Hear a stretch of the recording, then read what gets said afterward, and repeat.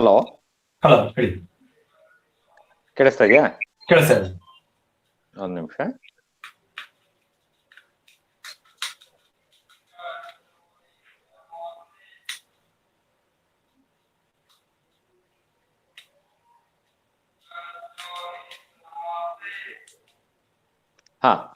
We were in that example, right?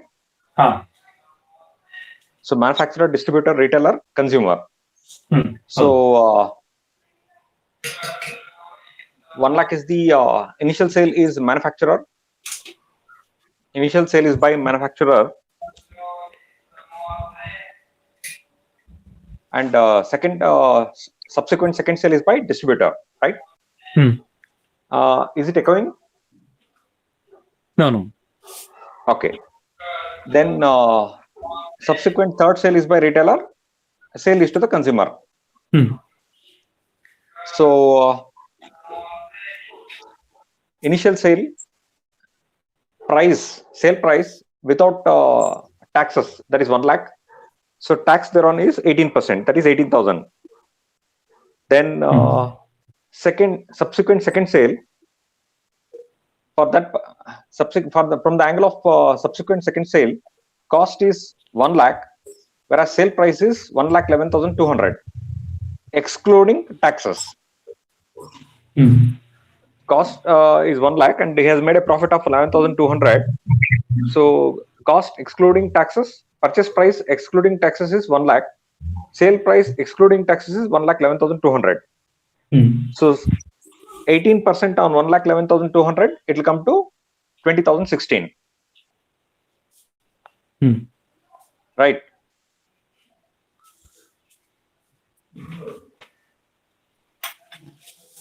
So 20,016.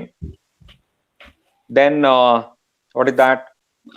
So let us take off. Let's take off the second sale.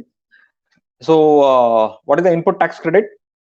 18,000. That is tax on input. That is tax on purchase is 18,000. Whereas tax on output is 20,016. 20,016. Tax on input is 18,000. Okay. Right? Okay. Then paid to the government is 2016. That we discussed yesterday. So value addition. What is the value addition in this case? Here it is a simple example where value addition is containing only profit. That is 11,200 profit value addition. Value addition can be material, labor, overheads, and profit. It can be any of these things. So in this example, it is a simple example where only profit element is there. In the next stage. So let us go to column 3. That is retailer. Retailer is the seller in the subsequent sale. Third sale, right? So in this, cost, that is purchase price without taxes, that is 1,11,200. And in the retailer is making a profit of that is subsequent third seller is making a profit of 26,640. Sorry, 24,640. 24,640. Now sale price excluding taxes is 1,35,840. Purchase price excluding taxes is 1,11,200. So GST at the rate of 18% on output, that is sale price 1,35,840 into 18%, it will come to 24,451. 24,451. Then input tax credit. So on the purchase, he has paid 20,016. Retailer has paid on the purchase 20,016. So purchase price excluding taxes is 1,11,200. On that he has paid 20,016. So that he will take a set off. Right? Okay.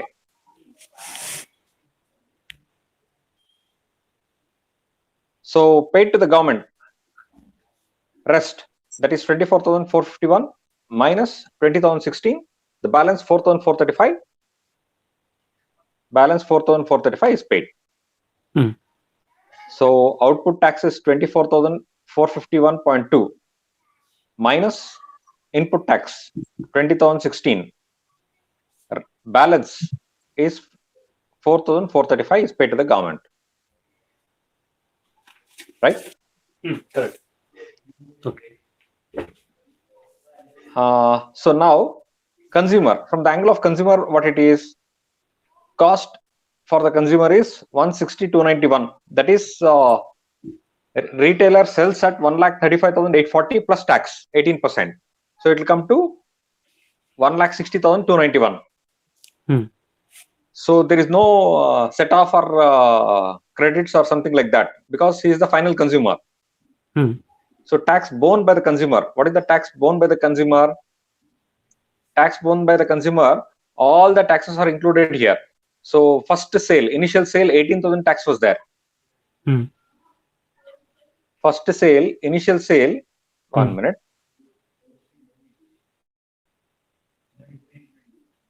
First sale, 18,000 tax was there. Then subsequent second sale, 2,000 extra tax was paid. Then subsequent third sale, 4,435 extra tax was paid. So total tax paid is 24,451. Right? Okay. So total tax paid is 24,451.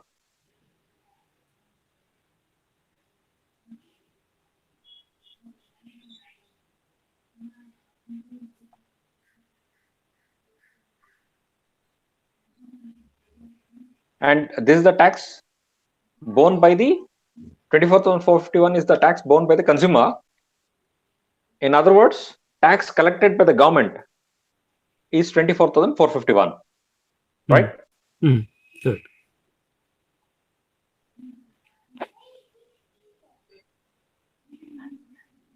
Now, let us go for need for GST in India. Deficiencies in the erstwhile value-added taxation has led to GST. A cure for ills or elsewhere erstwhile indirect tax regime. A cure for ills of erstwhile indirect tax regime. Now, deficiencies in the value-added taxation system. What were the deficiencies that were there in the value-added taxation system? Earlier, in the initial days before introduction of GST, VAT was there. Right? Okay. But VAT was only state-wise. There was VAT and there was central sales tax. Now, what were the deficiencies in value-added system? Only VAT earlier. Under the value-added tax concept was there in VAT also, is there in GST also. We are not talking about the concept. We are talking about the VAT system earlier, GST system now. Now, under the earlier indirect tax regime, despite the introduction of principle of taxation, under the earlier indirect tax regime, despite the introduction of principle of taxation of value added in India at central level in the form of CENVAT, central excise at the state level in the form of state VAT.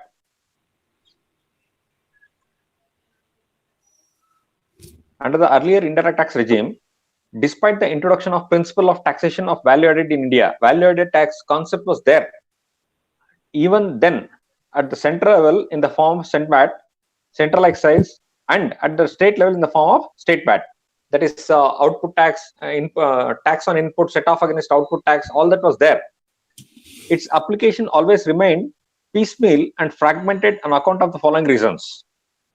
Its application remained piecemeal and fragmented. Why? How? That we'll see. Certain transactions were subject to double taxation and were taxed as both goods and services. Since under the earlier regime, distinction between goods and services was often blurred. sometimes what used to happen, certain transactions were subject to double taxation and were taxed as both goods as well as services. For example, one of the vendor was talking about some of the softwares, accounting softwares are like Tally or something like that, which was available in the market. So there was a confusion. Should it be considered as goods or should it be considered as services? So many a time what they used to do to avoid litigation, they used to put GST, they used to put VAT also, they used to charge service tax also. Many cases it used to happen. Earlier, I think many of the state service tax was somewhere around 5%, 5.5% like that, 5.5%. Now service tax was somewhere around 12%, right? Now rates kept on fluctuating. That is different story. Now some of the transactions they used to charge VAT as well as what is that, service tax. Because confusion was there. What is the right thing? Whether a particular item should be treated as services or particular item should be treated as goods. Clarity was not there. In such cases, both taxes were levied. Now that problem is not there because it is one single GST at state level and national level. Okay. For goods, it is not separate. For services, it is not separate. It is GST. Goods and services tax. Under earlier tax regime, software was subject to both service tax and VAT. This was so because both sale of goods and provision of services were involved, and therefore taxable event under both the statutes, that is respective VAT law and service tax law, got triggered. This aspect has been taken care of under GST law.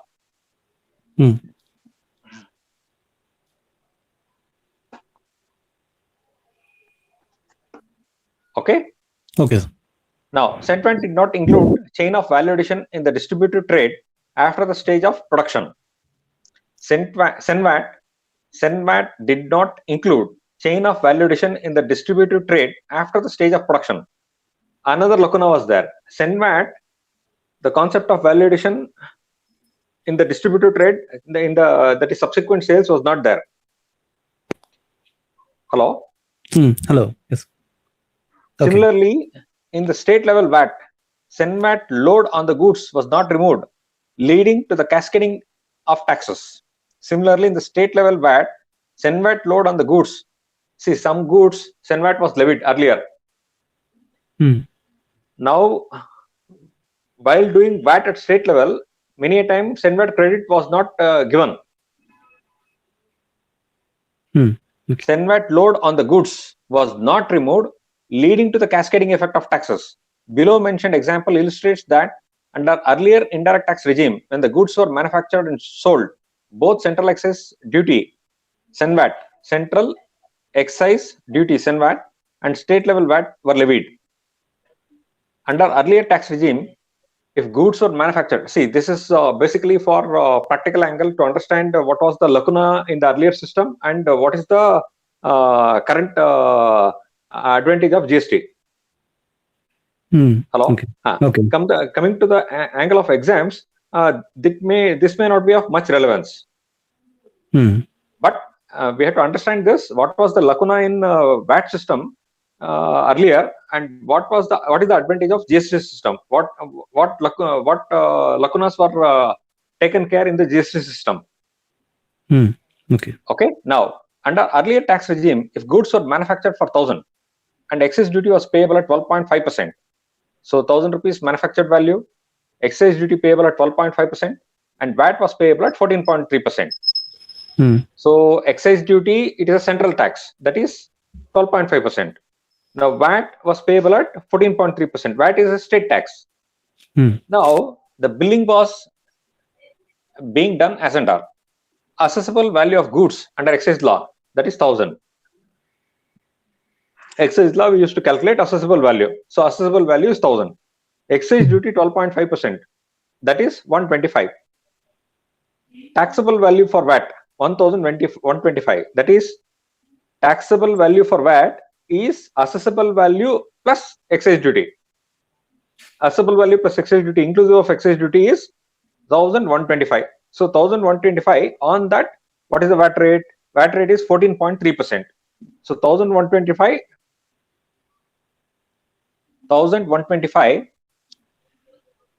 into 14.3%, that will come to 160.88. Right? Okay. Now total invoice value is 1285. So 1000 plus 125 excise duty, that will come to 1125. Now on that 1125 upon that 14.3%, that will come to 1060.88.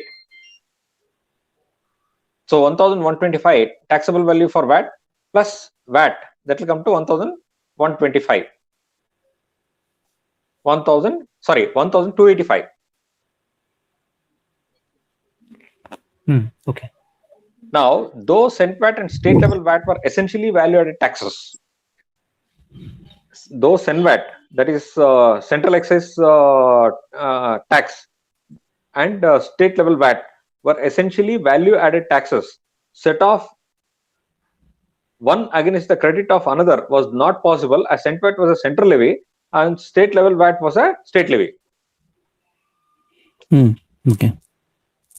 So here, even though provision for value added taxes was there, still set off was not possible. Why set off was not possible? Cent VAT was a central tax, VAT was a state tax, so set off was not possible. Set off was not possible. There were several taxes in the states, such as luxury tax, entertainment tax, etc., which were not subsumed in the VAT. So VAT was separate. Then we had luxury tax, we had entertainment tax, especially for hotels and all. We had entertainment tax, na. So luxury tax was there, entertainment tax was there, VAT was separate. Hence, for a single transaction, multiple taxes in multiple forms were required to be paid. So what they had to fill in forms like anything. They had to fill forms for VAT, they had to fill forms for luxury tax, they had to fill forms for entertainment tax, return filing, all that. So VAT on goods was not integrated with tax on services. So VAT on goods was there, different. Tax on services were different. Accord clear? Okay. To remove the cascading effect of service tax, with service sector being the fastest growing sector in the economy, the exclusion of services from the tax base of the states potentially eroded their tax buoyancy. The exclusion of services from the tax base of the states potentially eroded their tax buoyancy. Now, service tax, even though many of the services were rendered in various states, were not getting any revenue. State treasury was not getting any revenue because service tax was a central tax. So, one lacuna was duties like central tax were not. We were not. What is that? Set off of central tax versus on state tax was not possible. Then there was another thing, service tax. Even though services were rendered in various states, see, some states plenty of services are rendered. Some state services are not rendered, but tax was collected by the government, irrespective of whether the services are rendered at a higher rate or lower rate in particular states. What used to happen? The states where services were rendered in a very high amount, they were not getting any revenue. Hello? Okay. So CST was another source of distortion in terms of cascading nature, since it was not VATable. Central sales tax, there was one more thing, central sales tax. Central sales tax, VAT was not leviable, not VATable. Being an origin-based tax, CST was also against one of the basic principles of consumption. Taxes, the tax should accrue to the jurisdiction where consumption takes place. So CST was levied in the place where it was delivered. So where services are consumed, where goods are consumed. Not services, where goods are consumed. CST was on goods, right? So where goods are consumed in that particular state, suppose goods initiate in Maharashtra and they move from Maharashtra to Delhi, and Delhi it is delivered.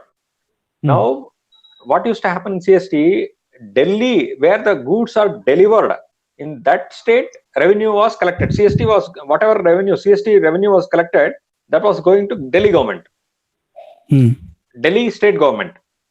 In this example, in our example, so even though goods originated in Maharashtra, Maharashtra government was not getting anything. So this was another lacuna, because it was the concept on origination. So under earlier tax regime, if a dealer in Delhi purchases goods from so he has taken another example, Delhi and Punjab. Dealer in Delhi purchases goods from a manufacturer in Punjab for 1,000 plus 20% plus 20,000, 1 minute, 1,000 plus 20, that is 2% CST. 2% CST, that is 1,000 plus 20 is collected now, and sells such goods within Delhi for 1,200. Cost is 1,000. CST has paid 20 rupees. So 1,020 is the cost. He sells the goods at 1,200. Okay. Now the tax rate on sales is 12.5%, where Delhi VAT 12.5%, and hence output tax liability is 150. So 1,200 into 12.5%. How much it will come?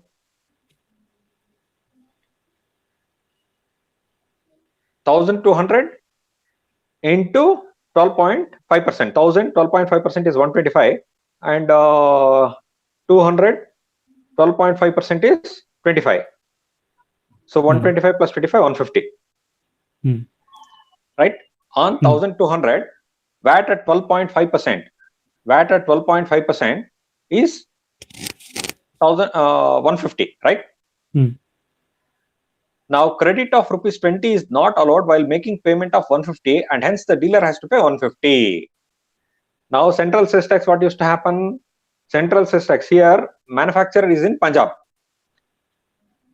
A dealer is in Delhi, purchase goods from Punjab. So, goods originate from Punjab, starts from Punjab, and goes to Delhi, and goods are delivered in Delhi. So, when the goods arrive in Delhi, the cost of the goods is 1,020. 1,000 rupees cost plus 20 rupees CST. Now 20 rupees, it is paid not to the Punjab government, it is paid to the Delhi state government. In the state where goods are delivered. That is one point. Then another, this 20 rupees is an input tax, right? Tax on purchase. Here, sale value of the output is 1,200. Sale value of the goods is 1,200. 1,200 on that 12.5%, that is 150. So, sale price excluding tax is 1,200. On that, tax is 150. Now, on 150, 20 rupees is not set off. Entire 150 has to be paid to the Delhi government. That was the scenario earlier. Even though input tax is there, output tax is there, set off of input and output tax is not there, because one is central tax, another is state tax. Okay. Okay. So like this, multiple lacunas were there, which paved the way for GST. Value added concept, tax on value addition was that concept was there earlier also, now also. But complete, but there were many other lacunas. Like one was central tax, another is state tax. Central tax cannot be set off against state tax.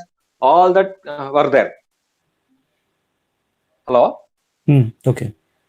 Now, non-inclusion of several local levies in state VAT, such as luxury tax, entertainment tax, etc. Now, luxury tax the person has paid, entertainment tax the person has paid. Suppose if it is a part of input tax, it cannot be set off against output tax. It will become like that, because luxury tax is not VAT, entertainment tax is not VAT. VAT is separate, luxury tax is separate, entertainment tax is separate. In a case, let us take a case where on the purchase value, VAT is paid, luxury tax is paid, entertainment tax is paid. But on the sale, assuming that there is no luxury tax or there is no entertainment tax, then set off benefit is lost because VAT only could be set off against VAT. Hello? Okay. Even though luxury tax was a tax on purchase, even though entertainment tax was a tax on purchase, even though it was a luxury tax and entertainment tax were tax on inputs, still set off was not possible on output. Okay. So cascading of taxes on account of levy of non-vatable CST, inclusion of cent VAT in the value for imposing VAT.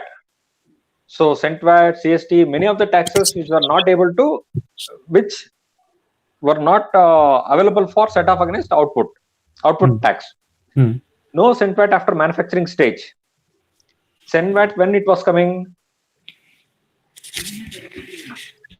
at the time. So cent VAT was a levy on manufacture. Excise duty was a levy on manufacture. So once it passes the state of manufacture, it is all manufactured. Output is ready. Output for available for sale in the marketable condition, available for sale is ready. Then manufacturing is through. Right?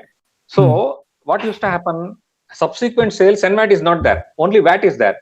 So cent VAT, there was not set off against VAT because cent VAT was central, VAT was state. Non-integration of VAT and service tax. So service tax was separate, VAT was separate, VAT was state, and service tax was central. Double taxation of certain transactions as both goods and services. For example, we discussed some of the softwares where they were being treated as goods also. Confusion was there. Is it goods or is it services? And they had an element of, sometimes they had an element of goods also, services also. So sometimes both the taxes were being levied. Forget about set off. Double taxation used to happen.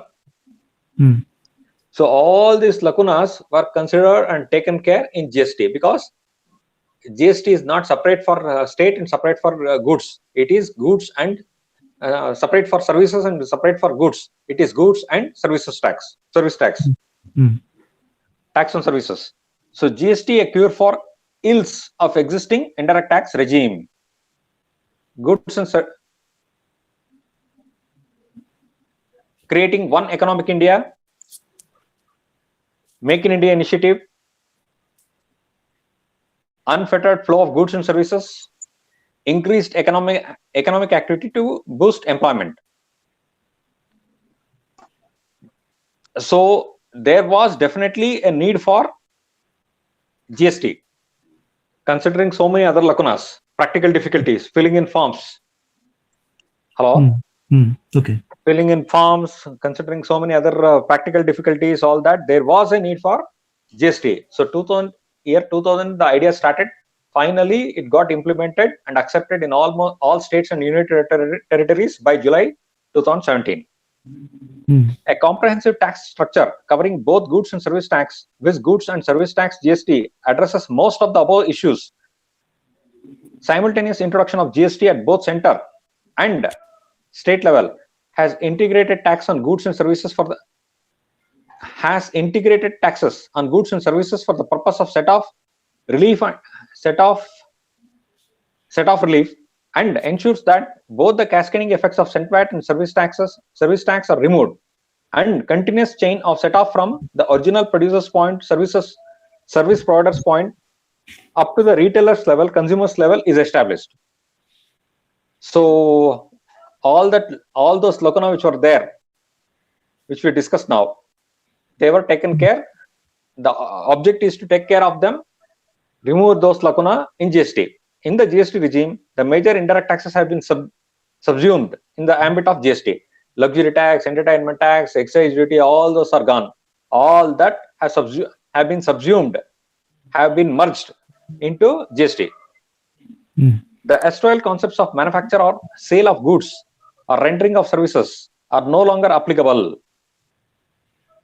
Manufacture of goods, sale of goods, rendering of services, all those concepts are gone now. So, are no longer applicable since the tax is now levied on supply of goods or services. Earlier we used to tell sale of goods or rendering of services. Now it's a combination of both supply of goods or services. We use the word supply of goods or services. Hmm. Earlier, what we used to tell, sale of goods, provision of services. Now, which sentence we are using? Supply of goods and or services. Hmm. Okay. Okay. Hmm.